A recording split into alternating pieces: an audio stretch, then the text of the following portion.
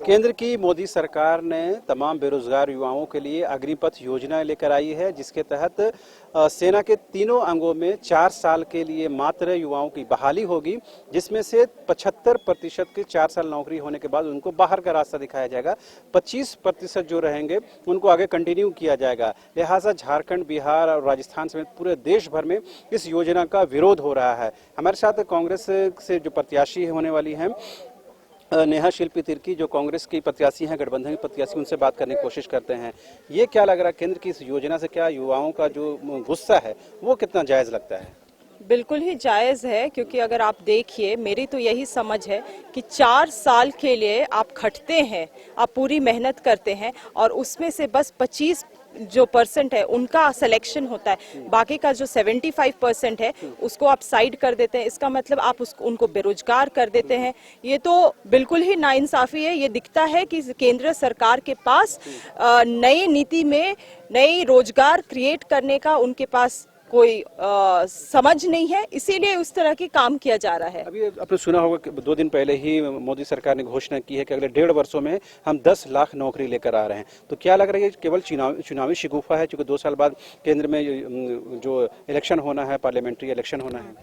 मुझे तो यही लग रहा है, क्योंकि अगर ऐसा कुछ होता, जो उन्होंने दावा किया है वैसा कुछ होता, तो ये जो अग्निपथ है इसमें भी दिखता था, मगर ऐसा तो कुछ नहीं दिख रहा है। मुझे तो ऐसा लग रहा है कि यहाँ पे हमारे जो बेरोजगार युवक है उनके लिए बस अग्नि ही अग्नि है और कोई आगे कोई पथ नहीं है। अब पता है शिल्पी जी, चूंकि झारखंड के जो आदिवासी मूलवासी बड़ी संख्या में आर्मी में जाते हैं, तो उनके लिए तो बड़ा सेटबैक है ये। बिल्कुल, बहुत बड़ा सेटबैक है।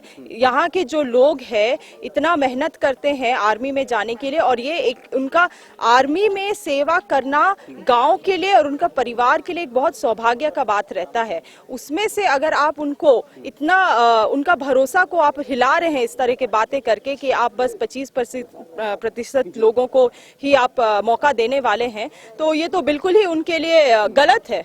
और ये क्या लगता है, जो भारतवर्ष का जो आर्मी था, उसका जो गौरवशाली इतिहास था, वो कहीं ना कहीं छिन्न भिन्न हो सकता है, क्योंकि जो 25% रहेंगे वो पता नहीं किस तरह के लोग रहेंगे। जो 75% आर्मी की ट्रेनिंग लेकर आएंगे, हो सकता है कि वो अपने जो पावर का मिसयूज करें, क्योंकि वो ट्रेनिंग लिए हुए रहेंगे मिलिट्री का।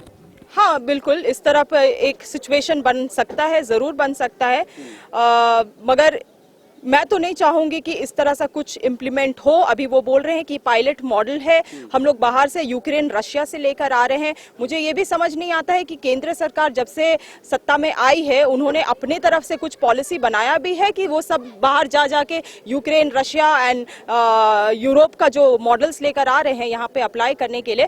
भारत एक बहुत डिफरेंट कंट्री है, यहाँ का जो आपका कैरेक्टर है वो बहुत डिफरेंट है, यहाँ के लोग, पॉपुलेशन वो बहुत अलग है बाहर के लोगों से। तो आप इस तरह का कैसे बाहर का कोई मॉडल आप उठा के बस कॉपी पेस्ट कर सकते हैं? अभी जो युवा सड़कों पर आए उनको क्या कहेंगे, उनके लिए क्या आपका संदेश होगा? मैं बोलूंगी कि बिल्कुल अपने हक के लिए उन्हें बोलना ही चाहिए, मगर शांति और अमन के साथ। जी, तो आपने सुना किस तरह से केंद्र की जो योजना है अग्निपथ, उसका न सिर्फ राजधानी रांची में बल्कि देश के विभिन्न जिलों में विरोध हो रहा है, और ये विरोध कहीं न कहीं उग्र रूप भी धारण कर रहा है। लिहाजा तमाम छात्रों से ये जरूर गुजारिश रहेगी कि वो कानून के दायरे में रह करके अपना विरोध प्रदर्शन करें, लोकतांत्रिक तरीके से करें, ताकि सरकार तक उनकी आवाज़ को पहुँचाई जा सके। कैमरा पर्सन हृदय के साथ मांडार विधानसभा क्षेत्र से शहनवाज।